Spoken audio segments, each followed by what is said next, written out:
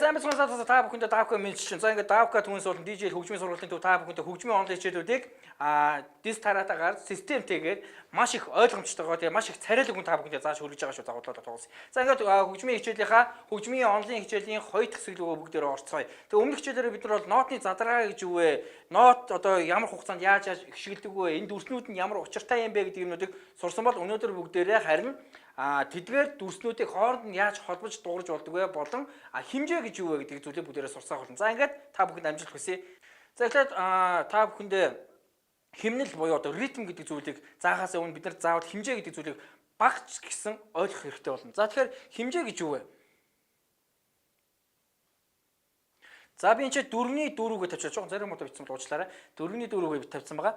4-ний 4 гэдэг нь ямар утгатай вэ гэхээр ямар нэгэн одоо зохиол дээр тухайн зохиол нь таагтан дотроо 4 тоолох хугацаатай гэж уншина.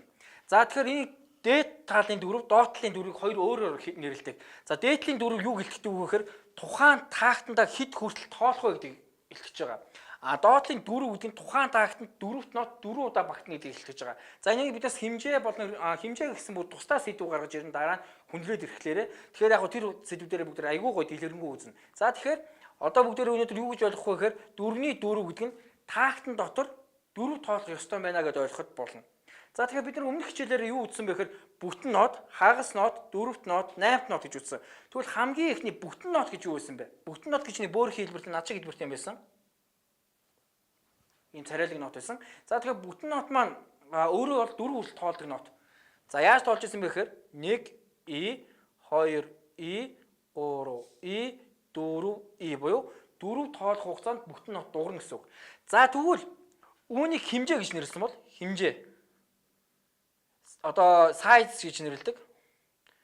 Time signature гэж нэрлэдэг англиар нь бол хэмжээ. Оросоор бол размер гэж нэрлэдэг. За тэгвэл бүтэн нот таагтан дотор нэг ширхэг бай.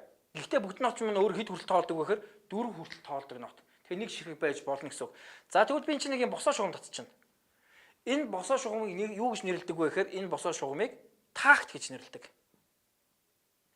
За хэмжээ гэсэн туслаас айгүй том сэдв орно. Тэр сэдвүүдээр орохоо бүгдээрээ таагтын тухай бас илүү их дэлгэрэнгүй үзэх болно. За бид нар одоо таагтыг юу гэж ойлгож болох вэ гэхээр яг өгүүлбэр зүгээр бол таагт гэдэг нь ямар нэгэн өгүүлбэр дуусаад аралтад нь цэг тавихыг хэлж байгаа. Тэгэхээр өгүүлбэр зүйдээр цэг тавихлаар яадаг вэ гэхээр хүмүүс ямар нэгэн би аавдаа хайртай. Миний аав бол сайхан хүн гэд уншдаг. Энэ ямар утгатай вэ гэхээр өгүүлбэр дуусгах бол дараагийн өгүүлбэр бичгийн хэлбэр дээр том үсгээр хэлдэг. Яриа хүлэг уран зохиол дээр яадаг гэхээр илүү тод акценттэй уншдаг. Яг үүнтэй адилхан таагтны эхний нот дандаа хүчтэй байдаг. За таагт дууслаа эхнийх нь нот нь хүчтэй авна. Таагт дууслаа эхний нот хүчтэй болно. За энийг бүгдээрээ илүү дэлгэрэнгүй дараагийн хичээлүүдээр үзэх болно. За тэгвэл бүтэн нот 4-ний 4 гэсэн байна. Бүтэн нот өөрөө хэд тоолдог нот гэхээр ямар нэгэн бүтэн нот дуурайад 4 хүртэл тоолно. За тэгвэл таагтан дотор нэг бүтэн нот багтаж болно. Энэ юу гэсэн утгатай вэ гэхээр бүтэн нот маань өөрөө 4 тоолдог нот учраас дуурчаад 4 хүртэл хугацааг өнгөрөөнө. За одоо бүгдээрээ хөгжмөндөр үзье. Доо нотны дуурайд үзье. Бүтэн нот 1 И, 2 И, 3 И, 4 И. Одоо дуурхаа болно. Энэ маань таагтан дотроо 4 тоолох хугацааг өнгөрөөж ийн гэсэн үг. Бүтэн нот өөрөө 4 тоолдог нот таагтан дотроо нэг ширхэг багтана. Тэгвэл таагтан дотор 2 4 нот яагаад багтахгүй юм бэ гэж бодож магадгүй. Тэгвэл бүтэн нот маань өөрөө 4 хүртэл тоолдог нот учраас дахиад нэг ижихээ хийчих юм бол 4 дээр нэмэх нь 4 тэнцүү 8 болчихно. Тэгэхээр илүү орчин гэсэн үг. Тэр энэ буруу. За тэгвэл дараагийн хэсэг рүү оръё. Бүтэн нотны дараа ямар нот байдаг вэ? Бүтэн нотны дараа надаас жоохон царай муутай хагас нот байдаг. За хагас нот бол бөөр хий дээр нэг иштэй. За бүтэн яг тал нь учраас хагас нот маань өөрөө 2 хүртэл тоолдог нот байгаа. 1 И, 2 И. За тэгвэл бидний одоо размер эсвэл time signature эсвэл size юу ч нэрлэж болно хэмжээ тийм монголоор бол хэмжээ 4-ний 4-т байгаа. Тэгэхээр таагтан дотор 4 хүртэл тоолох хэрэгтэй. Тэгсэн чинь хагас нот маань өөрөө хэд хүртэл тоолоод байна гэхээр хагас нот маань өөрөө 2 хүртэл тоолоод байгаа. 1 И, 2 И гэд дууссан. Байхгүй. Нөгөө бол За тэгэхээр дутаад байна гэсэн үг. Тэгэхээр бид нар яаж бүтэн болгох вэ гэхээр магадгүй дахиад нэг хагас нот тавьчих болно. 2 ширхэг хагаснууд. За тэгвэл бүгдээр нэг тоо бодоод үзье. 1e 2e гэдэг маань 2 хүртэл тоолж гэсэн үг. За тэгвэл энэ дээр дахиад 1e 2e гэж тоолно гэсэн үг. Тэгэхээр нэмэх нь 2 тэнцүү 4 болно. Тэгэхээр энэ хоёр хоорондоо адилхан болж байна. Тэгэхээр нэг таагтан дотор хагас нот 2 удаа багтнаа гэсэн үг. За тэгэх юм бол энэ ч бид нар бүгдээрээ 1e 2e гэж тоолсон учраас энэ ч дахиад 1e 2e гэж тоолчих юм бол яг хугацаанаар бол зөв. Гэхдээ тоолох хугацаа нь буруу болчиход байна. 1e 2e гэж тооцсон юм чинь артлынх нь энэнийг арилгаад 2e хүртэл тооцсон чинь 3e 4e гэж болно. 2-д нэмэх нь 2 тэнцүү 4 гэсэн үг. За одоо тэгвэл бидэнд хэдэн хагас нот байна гэхээр бидэнд 2 ширхэг хагас нот байна таагт нотор. Тэгвэл хэдэн удаа дуурах вэ гэх юм бол 2 удаа л дуурна. За тэгвэл дуургаад үзье. 1e 2e 3e 4e 2 удаа дуурна. Тоо маань 4 хүртэл тоолчлоо. За хөгжмөндөр үзье. 1e 2e 3e 4e. За бүгд нь яаж яасан бэ гэхээр таагт нот нэг байсан учраас нэг удаа дуурайд гэтээ хугацаа нь 4 хүртэл үргэлжлэнэ. 1e 2e 3e 4e. За дараагийн таагт маань 2 ширхэг хагас нот 1e 2e 3e 4e. За тэгвэл хагас нотын дараагийн нот нь юу вэ гэхээр хагас нотын дараагийн нот нь дөрөвт нот. Дөрөвт нот. Дөрөвт нот хэд хүртэл тоолдог вэ? Бид нар өмнөх хичээлээр үзсэн дөрөвт нот бол 1e гэ болчдөг тий. Богинохон тоолдог нот 1e. Тэгвэл 4-ний 4 хэмжээний дотор дөрөвт нот хэд багтах вэ? Та бүхэн бодоод үзээрэй. 4 тоолох хугацаа тий. Тэгээд таагт хаах хэрэгтэй. Тэгвэл дөрөвт нот нь өөрөө ганцхан тоолоод байна. Тэгвэл таагт нь хэд багтах вэ? Тоондоо сайн хүмүүс байх юм бол таагт дотор 4 тоолно гэдэг бол бодоод олцсон байгаа бах. Тэгэхээр эхнийхдээ бид 1e гэж тоолсон чинь дахиад 1e, дахиад 1e, дахиад 1e гэж тоолж болохгүй. Тэгээд зарчмууд болно л болохгүй байхгүй. Гэхдээ энэ шат утгагүй болчихно. Энд чинь 1e гэж тоолсон чинь энэ чинь 2e. Тэгвэл энэ чинь 3e, энэ чинь 4e гэж тоолж болно. За таагт дотор дөрөвт нот маань 1e, 2e, 3e, 4e. 4 ширхэг багтна гэсэн үг. За ингээд 4 тоолох хугацаа өнгөрчнө. Тийм учраас бидэнд юу хэрэгтэй вэ гэхээр таагтаа хаана. За одоо бүгдээрээ дуурайд үзье. 1e 2e 3e 4e. За хөгжмөдөө дуурайд үзье. 1e 2e 3e 4e. Маш амархан. За тэгвэл одоо таагтанд байгаа эхнийхээ 3 таагтыг тоглоод үзье. 1e 2e 3e 4e 2 хагас нот 1e 2e 3e 4e. За 4 ширхэг дөрөвт нот 1e 2e 3e 4e. Маш амархан. За тэгвэл дөрөвт нотын тал нот нь юу вэ гэхээр дөрөвтийн тал нь 8-т нот. 8-т нот. За 8-т нот яадаг вэ гэхээр дөрөвт нотын тал нь учраас бид нар энийг e гэж түрүүн үзсэн. За гэхдээ үүний бас зүгээр e гэхийн оронд эсвэл 1 гэж тоолчих бас болно. Яг тэгвэл 1e гэдэг тал нь учраас 1. За дараа нь энэ чинь 1 гэж тоолцсон учраас би дахиад 8-т нот тавьчих юм бол энэ чинь хэд гэж тоолох вэ? За та бүхэн сайн бодоорой. Бидэнд 1e, 2e, 3e, 4e гэсэн тоо байгаа. Тэгвэл энэ чинь 1 гэж тоолсон бол дараагийнх дээр нь e гэж тоолно. За дөрөвт нот 1e гэж дуурж ирсэн бол одоо 8-т нот нь 1e гэж хугацаан дотор нь 2 дуурна. 1e 2 удаа. 1e. 8-т нот маань өөрөө богино учраас 1 тэгэд e. 1e гэх хугацаан дотор 2 удаа дуурж ирсэн үг. За тэгвэл бидэнд 4-ний 4 гэсэн хэмжээ байгаа учраас 8-т нот таагтан дотор хэд багтах вэ?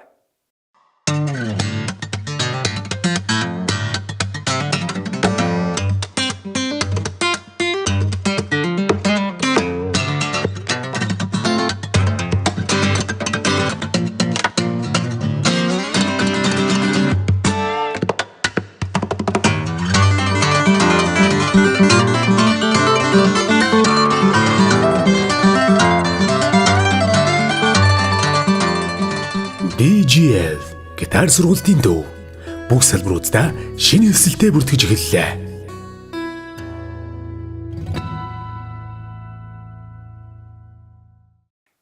За тэгэхээр 8 нот маань өөрөө тактн дотор 8 удаа багтана. За бүгдээрээ үзье. За дөрвөн ширхэг 8-т яаж тоглох вэ? 1 E тэгээд энэ чинь 2 энэ чинь E гэж дуурна. За дуурайд үзье. 1 E 2 E. Тэгвэл дөрөвт нотоос яг юугаар өөр байгаа юм бэ гэхээр дөрөвт нот бол 1 E 2 E 3 E 4 E. Дуурж байгаа хугацаа нь урт байсан. За дөрөвт нот дуурайд үзье. 1 E 2 E 3 E 4 E.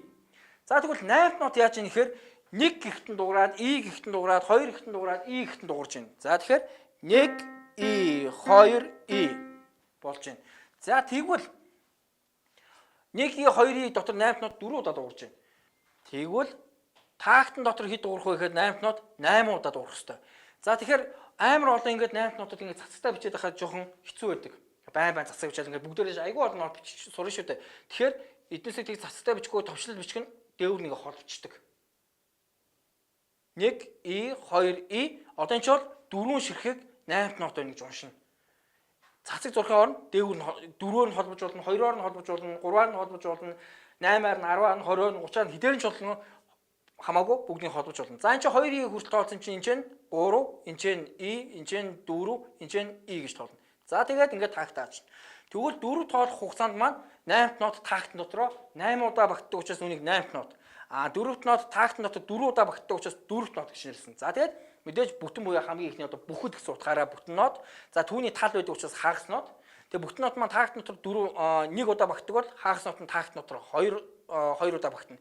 Гэтэ магадгүй 4-ний 4 биш өөр резюмер буюу өөр хэмжээд болж байгаа бол энэ өөрчлөгдөн шүү. Тэрний бүгдээр дараагийн хичээлээр үзнэ. За одоо бүгдээр 8 нотод уурах гэдэг үзье. 1 E 2 E 3 E 4 E. За хүмүүсийн хамгийн түгээмэл гаргадаг алдаа юу вэ гэхээр тоон дээр маш их алддаг. Жишээлбэл 1 E 2 E 3 E 4 гэж тоолонгуудаа 8-таа тоглохлоор 1 E 2 E 3 E 4 E гэж тоолоод байдаг. Ингэх юм бол маш буруу. Ямар нэгэн дуу ихэлсэн бол яг л тэр хэмжээндээ буюу яг тэр темпэндээ явах хэрэгтэй. Тэгэхээр бид нэр 4 нотоос тоолоод эхлэе. 1 E 2 E 3 E 4 E 1 E 2 E 3 E 4 E. Хэмжээ буюу одоо яг тэр темп нь яг нэг шугамд одоо яг нэг лайн дотор ингэ явж явах хэрэгтэй. А энийг хурдан удаан болгоод ингэ дээшээ доош оруулах юм бол энэ буруу болчихно гэсэн.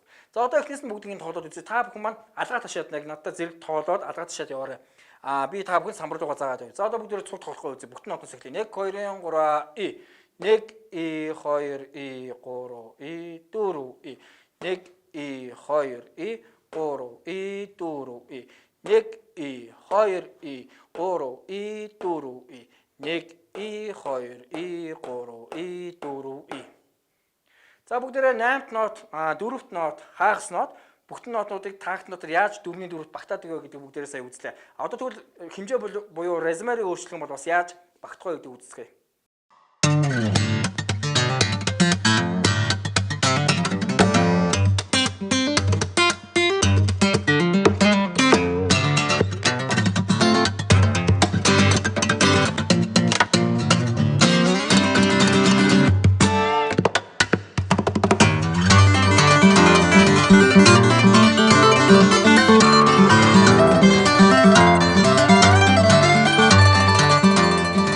DGF гитар сургуулийн төв бүх салбаруудаа шинэ өсөлтөд бүртгэж эхэллээ.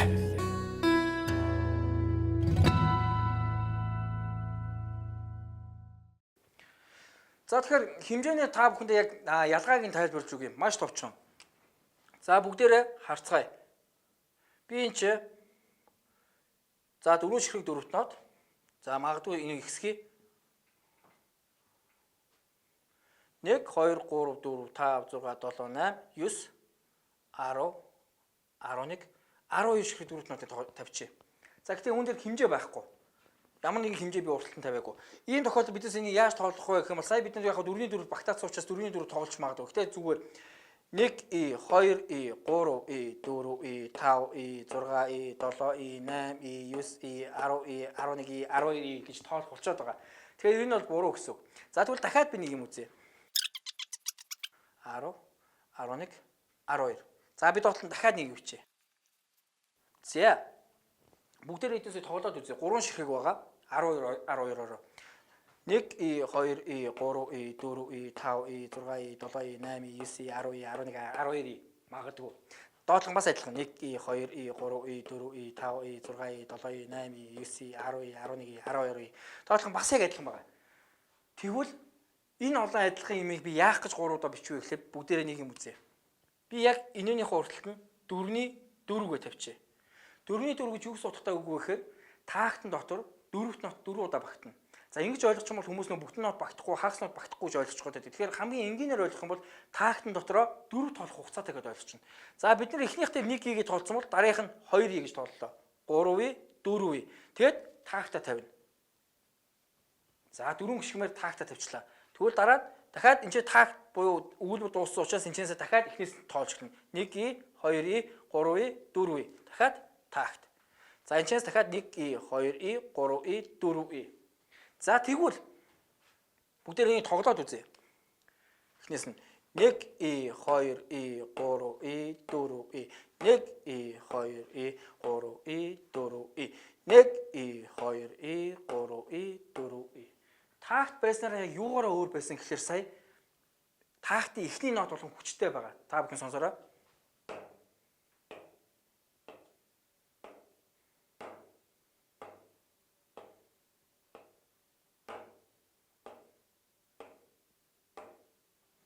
Таагтны эхний нот болон хүчтэй байгаа. За тэгвэл энэ юугаараа бас өөр болох вэ гэхээр дахиад би доотлохын харьцмаар өөр тавьчих.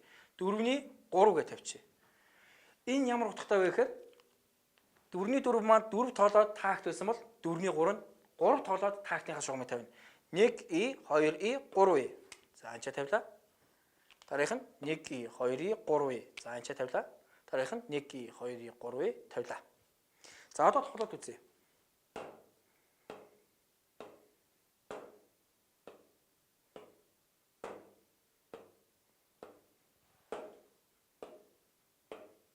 Ийм байна. За тэгвэл энийг дахиад нэг өөрчлөлт үзье. Доотлих нь арай өөрөөр тавья. 4-ний 2 болгоё. Тэгвэл яах вэ гэхээр таагт дотроо 2 хүртэл тоолно. Илүү тоолж болохгүй гэсэн үг. 1 2-ийг таагт, 1 2-ийг таагт, 1 2-ийг таагт, 1 2-ийг таагт, 1 2-ийг таагт. За би сүүлд нь дахиад нэг дөрвөлтүүдийг тавьчих. 10, 11, 12 бас яг адилхан гэсэн үг. 12 ширхэг байгаа. За одоо та бүхэн ялгааг нь бүгдээрээ сонсоорой. Би тоолохгүй дотроо тоолоод явна. Та бүхэн сонсоорой. За би хөгжмөдөө тоолж үзье. Эхлээд доотлоос нь дээшээ явъя. Эхлээд хэмжээгүй нотууд.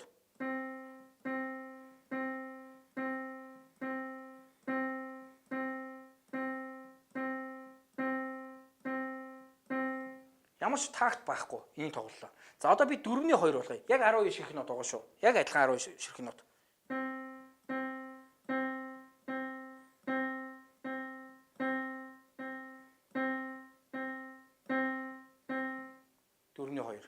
Энэ байсан. Одоо би 4-ний 3-т оруулъя.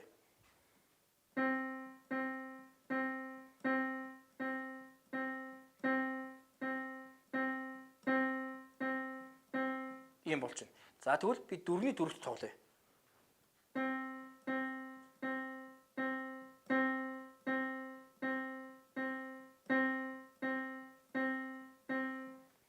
За ямар ялгаа байсан бэ гэхээр эдээс бүгд өөр өөр байсан.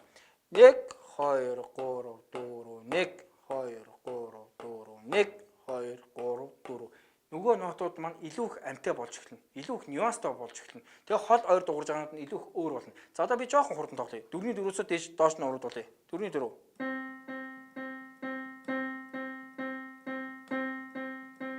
4-ний 3.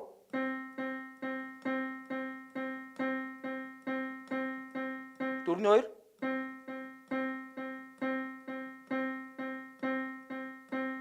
Хоосон. Хэмжээгүй.